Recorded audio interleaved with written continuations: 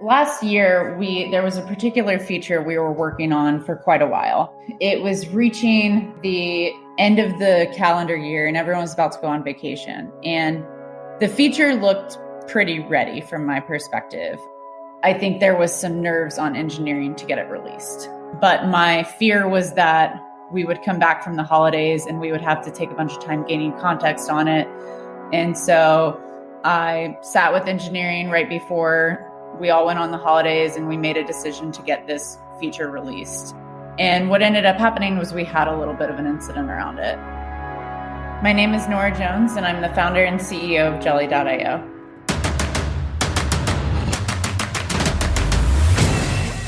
This is Code Story, a podcast bringing you interviews with tech visionaries who share in the critical moments of what it takes to change an industry and build and lead a team that has your back.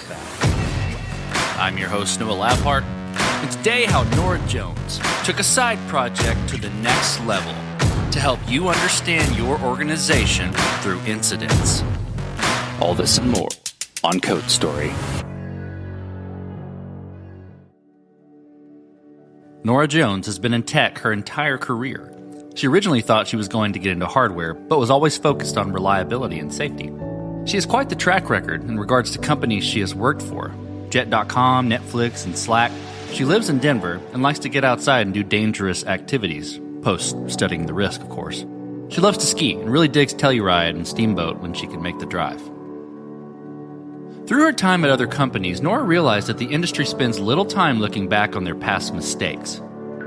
She figured out that there was a solid market for people wanting to understand their incidents better, and started building something on the side, which eventually became her focus. This is the creation story of Jelly.io. Jelly.io is an incident management platform. We really dive deep on the incident analysis portion of the platform, which I'll dig into in a sec.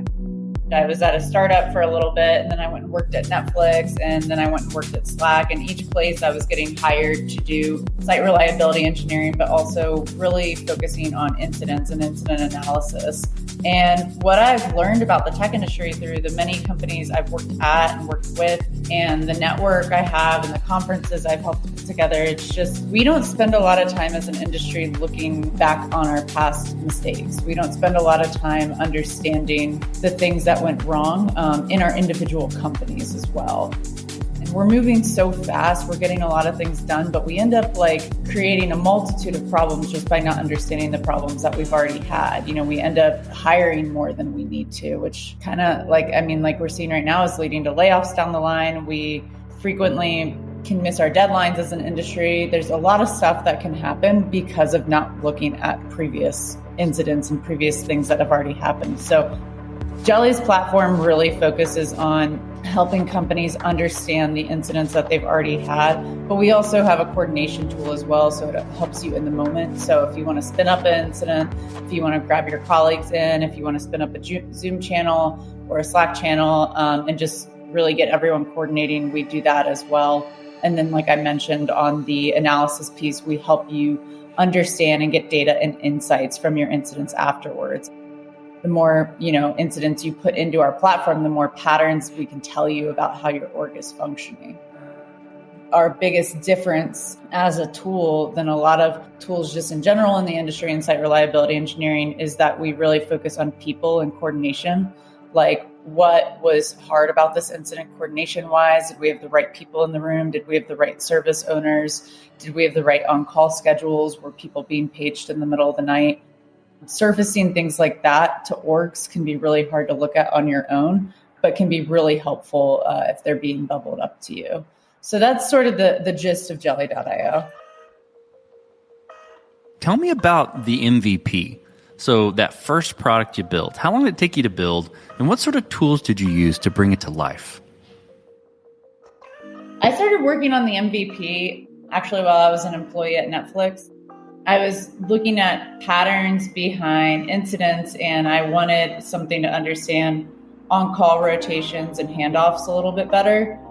That's not what we do as a company at all anymore in Jelly, but that was the first thing I really started noodling on. And then I went and worked at Slack, and I was still kind of noodling on my idea on the side. But while I was there, I realized there was kind of a big market for understanding your incidents better. People just didn't fully know how. They didn't know which metrics to look for. They didn't know which areas to dig into, and they were strapped for time. So I ended up leaving Slack actually after about 6 months because I was just really itching to go formalize this MVP. I started Jelly officially in August 2019 and hired a couple folks, hired a designer, a researcher, and an engineer. And the four of us kind of worked for a while on figuring out what the first iteration of this software looked like. Basically came up with this tool that hooked into Slack, and it hooked into PagerDuty, and it hooked into Workday. It was akin to reading a book in school and taking a highlighter and writing on the margins of what people were talking about, which is not something we do after incident channels happen, but it is really helpful as an industry to understand and highlight the things where people were like, wow, I didn't know it worked that way, or hey, sorry, it's my first time on call, or where they're sharing a particular graph, and saving those moments and putting them into a broader picture. That was like our grand idea, but we first started with that annotation tool. And we got 3 customers right off the onset. And then the tool and product has evolved so much more since then. We have a few flagship products. We have one called Narrative Builder. So Narrative Builder allows you to build your post-incident review, but as sort of a story. The focus is on telling the story. And we focus on 4 main sections: repair, detection, diagnosis, and any key moments. And so you're still actually having that transcript I talked about. You still have the ability to tag and annotate stuff, but this kind of takes the approach like the person is doing this is busy and might not have time to go deep, but they still want to use evidence. And so we can still hook things that were being said onto different portions of the incident. And then we have our incident response product, which help people in the moment, helps them coordinate. And then we have a few really cool products coming out, one of them being Learning Center, which allows you to see metrics and patterns across your incidents as well, based on the stories that are being told. That initial MVP was really kind of focused on the data that you can get more out of how we speak to each other. You kind of alluded to a few of these in your description of the MVP, but with any MVP, you've got to make certain decisions and trade-offs, right? Around technical debt, approach, feature cut, all the things, right? When you're building that first product. Tell me about some of those in a little more detail and how you coped with those decisions. It wasn't easy. And I've spent my whole career as an SRE. So I've literally been trained my whole career to think about how things could break and think about how things could scale and think about issues you might run into over time. But that is not what you should be thinking of when you're getting your first product out the door. So I had to really flip my thinking there, like, we need to validate this. I think we actually made a few iterations of our MVP before we had someone using it. I also connected with a few folks in the Learning from Incidents community to see if any of them might be willing to be like a design partner or a build partner. And we got some interest there. And so that was also kind of a forcing function to get what we were working on out the door. Otherwise, I think folks could work on it, their MVPs forever. This episode is sponsored by Vanta. You're a startup founder. Finding product market fit is probably your number one priority. But to land bigger customers, you also need security compliance. And obtaining your SOC 2 or ISO 27001 certification can open those big doors. But they take time and energy, pulling you away from building and shipping. And that's where Vanta comes in. Vanta is the all-in-one compliance solution helping startups like yours get audit ready and build a strong security foundation quickly and painlessly. How, you ask? Vanta automates the manual security tasks that slow you down, helping you streamline your audit. And the platform connects you with trusted vCISOs to build your program, auditors to get you through audits quickly, and a marketplace for essentials like pen testing. Join over 8,000 companies, including many Y Combinator and Techstars startups who trust Vanta. Simplify compliance and get $1,000 off at vanta.com/codestory. That's VANTA.com/codestory. This episode is sponsored by Kinsta. Between juggling client meetings, managing your website, and keeping up with everyday tasks, who has the time to stress out about website security? Well, with Kinsta, the technical stuff is taken care of, so you can focus on what you do best.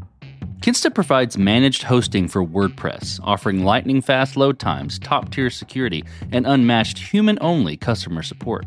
Whether you're a business owner, web developer, or running a digital agency, Kinsta makes managing your website easy and efficient. Kinsta provides enterprise-grade security, being one of the few hosting providers for WordPress with SOC 2 and other certifications, guaranteeing the highest level of security for your website.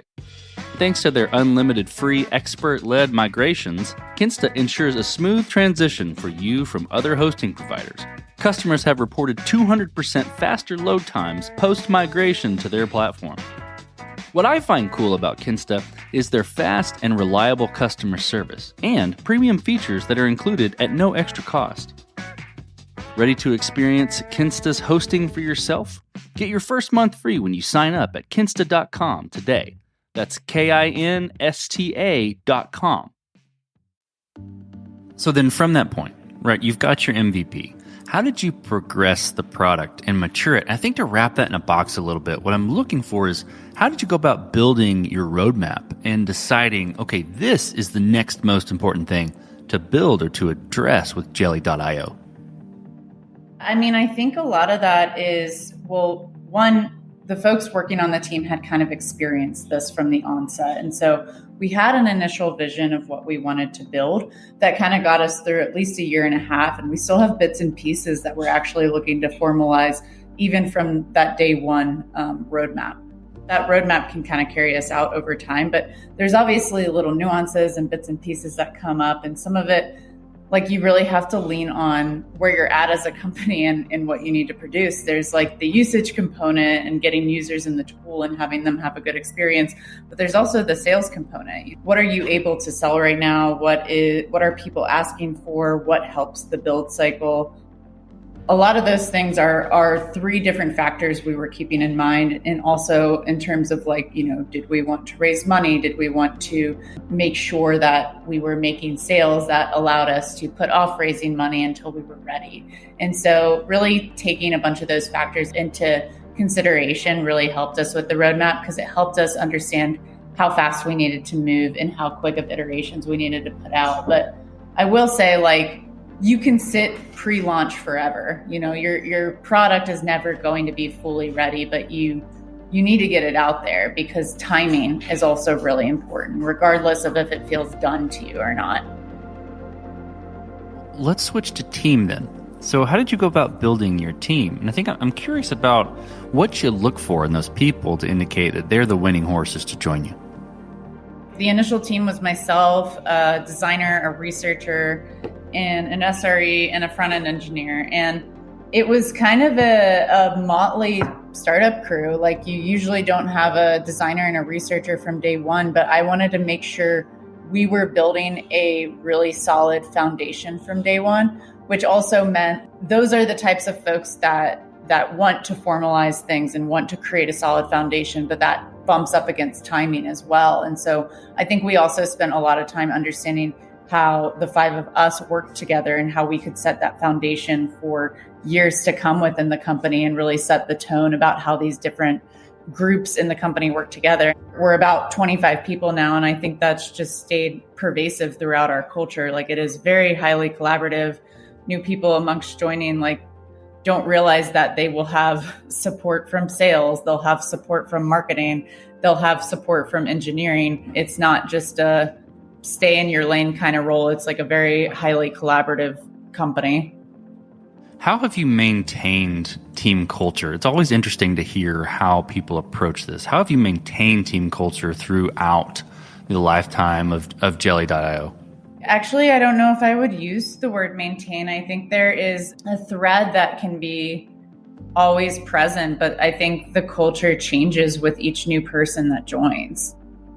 In the early days when there was just 6 of us, I actually had everyone reflect on the team that they felt like they did the best work in their career, and reflect on the team where they were the happiest. And sometimes people had the same team And sometimes people had two different teams. And so we talked about, I had everyone individually write down like how they felt on that team, what attitudes were present on that team, what behaviors were present on that team. And then everyone shared them with the rest of the org. And granted, we were quite small at this point, but now with every new hire, I do an onboarding where I show them the results of this activity. And then I ask them to reflect on it with me live. And so it's just this kind of growing culture where we're trying to take in all the best parts of companies that we've worked in the past, or even like cultures we want to be in. And I feel like a big part of that is culture is not happening to folks at this company. Like they're an active part of creating it, providing an area where I can get feedback and they can feel comfortable giving management feedback. But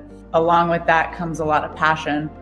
Everyone in our org is passionate about this product existing in the industry, passionate about the industry taking a little bit more time to learn from incidents and making it easier for them to do so. A bunch of us have been in the roles that we would be the champions in our last organization. And so we're really building the tool that we had always wished we had. That just kind of stays very foundational within Jelly. Okay, let's switch to scalability then. So did you build this to scale efficiently from day one, or are you fighting this as you grow and gain traction? Finding it as we grow and gain traction. I think, like I was mentioning a little bit earlier, there were a few of us that were SREs. And so we're ingrained to make things like a little bit scalable from day one, I think in ways that wouldn't be present in other cultures. But we fought back against that a little bit. It was like, hey, do we really need to engineer a week for this upper limit right now? Like I thought as the CEO, I was like, if we hit this upper limit, it means that people are actually using the product. It means that people are excited about it. It means that people want to get value out of it. And we'll figure some of that out. I think, some of the foundational stuff that you need to build from the beginning, but you really have to think about the timing of your company, the resources you have. All of that needs to come into play when you are outputting your product.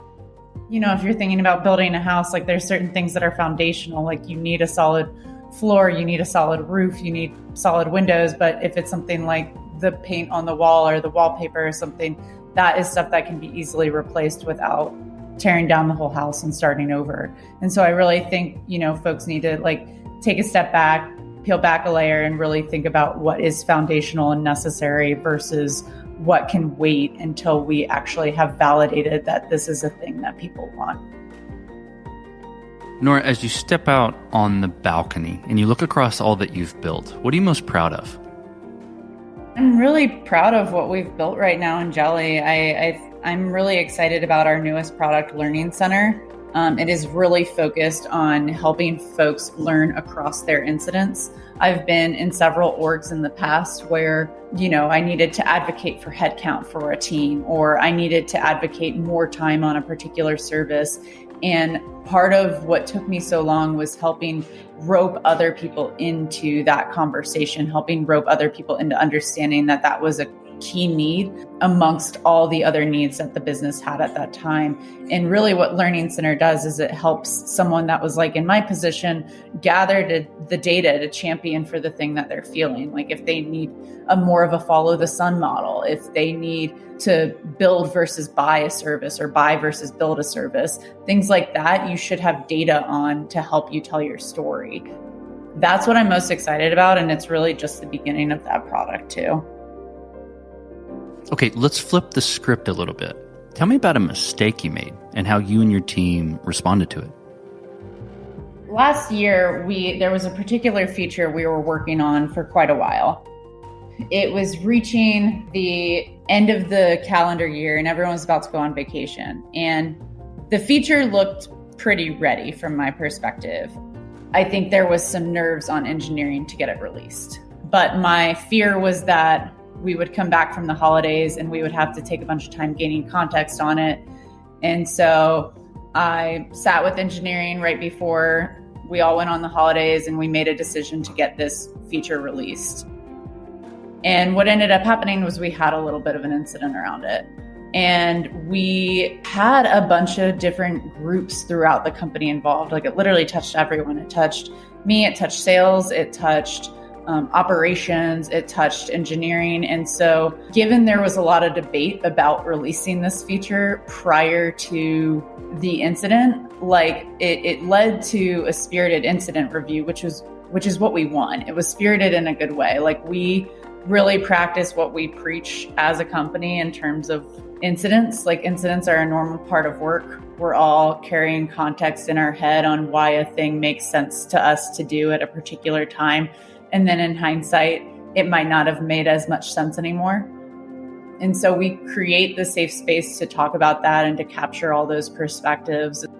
I think that was a really good learning experience for us. And it's one that we talk about a lot and we've written about and just really spoke openly about. And I think that is good. I think it helps us evolve as a company. But I think that is part of the journey. I got some advice before I started. Actually, it was after year one in Jelly, we had a solid number of customers. We had hit a good revenue.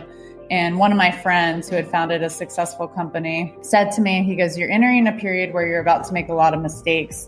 And the worst mistakes are the slow ones." So I think about that all the time.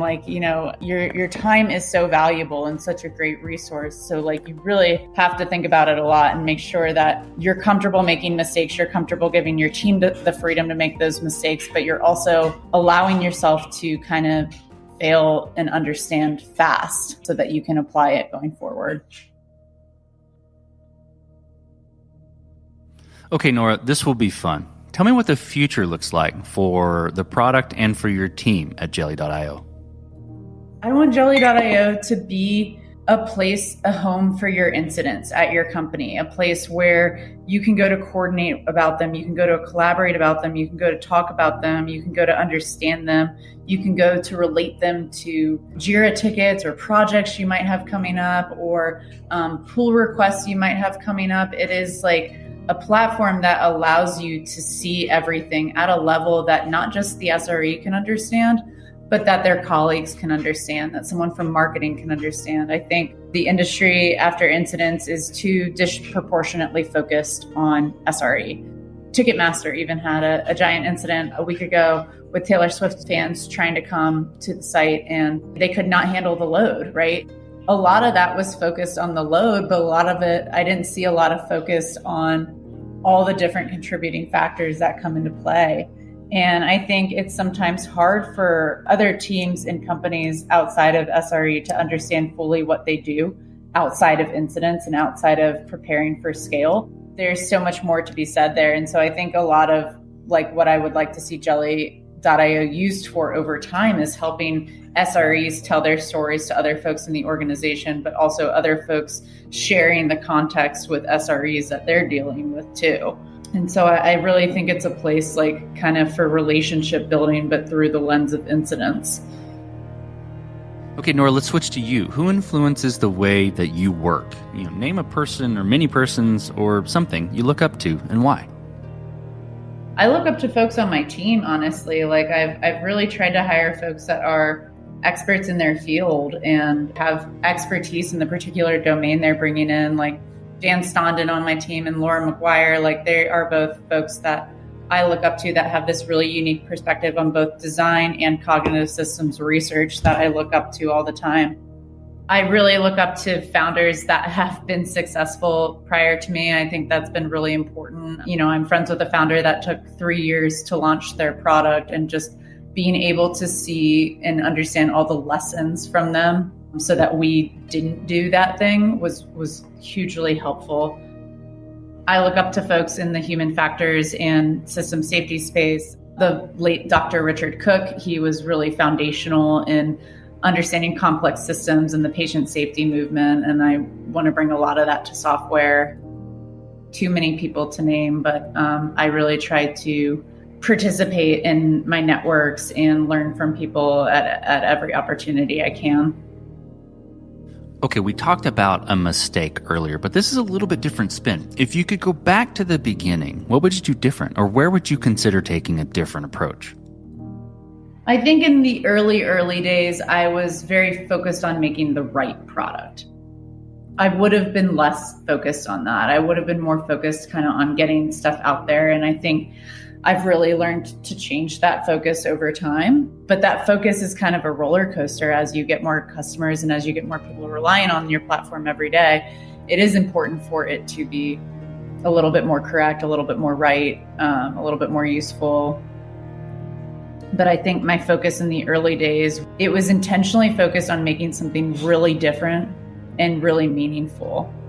I wanted to take others on that journey a little bit more. And I think I would have enrolled more folks at the beginning of that process, like outside of Jelly. Well, last question, Nora. So you're getting on a plane and you're sitting next to a young entrepreneur who's built the next big thing. They're jazzed about it. They can't wait to show it off to the world. Can't wait to show it off to you right there on the plane. What advice do you give that person, having gone down this road a bit? I mean, there's so many different pieces of advice. Like, I love how you're framing it as how excited they are about their idea and about their adventure. Like, my startup is my life's work. It is the thing I think about all the time, and I really enjoy it. I really enjoy thinking about incidents. I really enjoy thinking about safety and how it can like make things better. I think, with your startup, like you are married to it. You're thinking about it all the time. And so to make sure it is something that you see yourself excited about for a long time to come, to make sure that that is the focus that you want to take, the route you want to take, and that, you are finding a solution to a problem rather than trying to find a problem to fit your solution. So I think those are the two pieces of advice I would give to make sure that that you're understanding what makes you happy and understanding what excites you about this from like a deep personal ambition perspective too. That's fantastic advice. Well, Nora, thank you for being on the show today. Thank you for telling the creation story of Jelly.io. Thank you so much, Noah. And this concludes another chapter of Code Story. Code Story is hosted and produced by Noah Labhart. Be sure to subscribe on Apple Podcasts, Spotify, or the podcasting app of your choice. And when you get a chance, leave us a review. Both things help us out tremendously. And thanks again for listening.